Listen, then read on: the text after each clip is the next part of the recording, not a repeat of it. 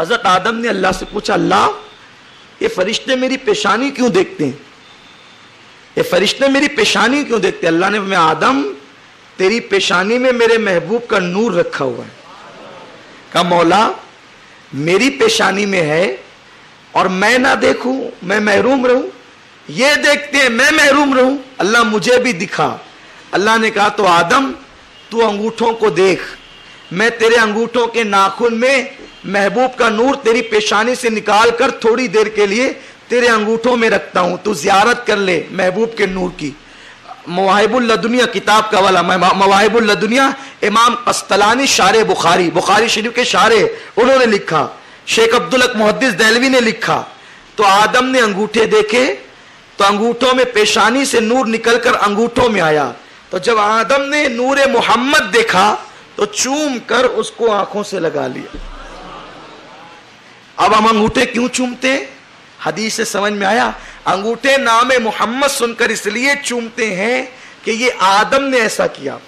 اور میرے آقا کی حدیث ہے, کتاب کا نام سن لے, کتاب کا نام ہے,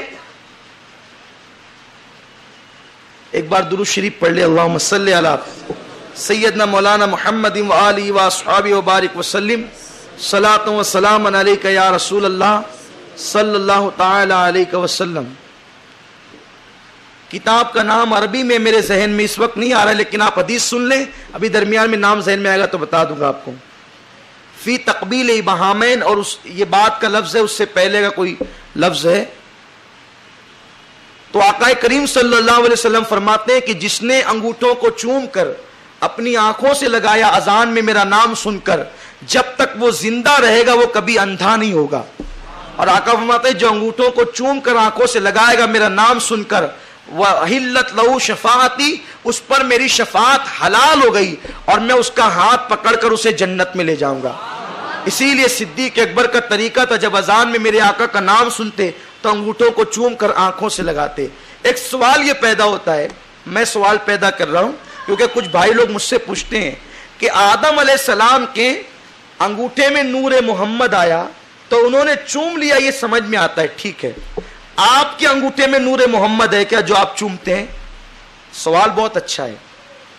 ان کے انگوٹھے میں ہے تو انہوں نے چوم لیا, وہ اس پہ کوئی اعتراض نہیں ہے, اس پر کوئی اعتراض نہیں ہے. آپ کے انگوٹھے میں آتا ہے کیا نور جو آپ چومتے ہیں؟ تو ہم کہتے ہیں ٹھیک ہے, سوال بہت اچھا, اللہ آپ کو جزائے خیر دے. جب ہم حج پر جاتے ہیں, کیا کرتے ہیں؟ بولو, حج پر جاتے ہیں, کچھ لوگ گئے کچھ جانے والے ہیں, لیکن معلوم سب کو ہے حج پہ جاتے ہیں تو حج کے ارکان میں ہے, کیا ہے؟ جب آپ مزدلفہ سے واپس آتے ہیں تو شیطان کو کیا کرتے ہیں؟ یہ سب کو معلوم ہے, مارتے ہیں. سب مسلک کے لوگ مانتے ہیں بھائی, سب مانتے ہیں کہ نہیں مارتے ہیں؟ کس کو مارتے ہیں؟ شیطان. کیوں مارتے ہو؟ اس لیے مارتے ہیں کہ ابراہیم علیہ السلام بیٹے کو ذبح کرنے لے جا رہے تھے تو شیطان بہکانے آیا, مت کرو بیٹے کو ذبح. ارے اتنے برسوں بعد اللہ نے ایک بیٹا دیا, اس کو ذبح کیوں کرتے ہو؟ تو ابراہیم علیہ السلام نے اٹھا کر کنکری ماری. ابراہیم علیہ السلام نے اٹھا کے کیا کیا؟ کنکری ماری. دوسری مرتبہ پھر آیا, پھر اٹھا کر ماری. تیسری بار پھر آیا, پھر اٹھا کے ماری. آپ بھی 3 جگہ مارتے ہیں. آپ کو شیطان بہکانے آتا ہے وہاں؟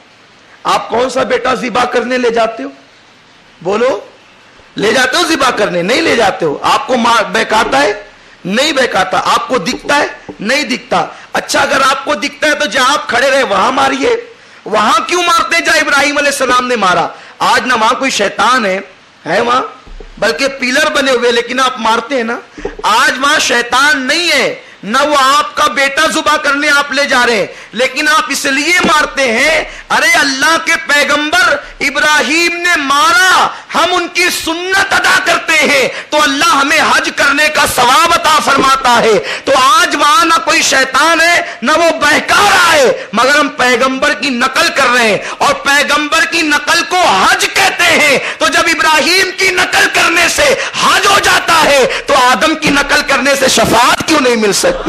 وہاں ابراہیم کی نقل عبادت بن گئی, یہاں آدم کی نقل.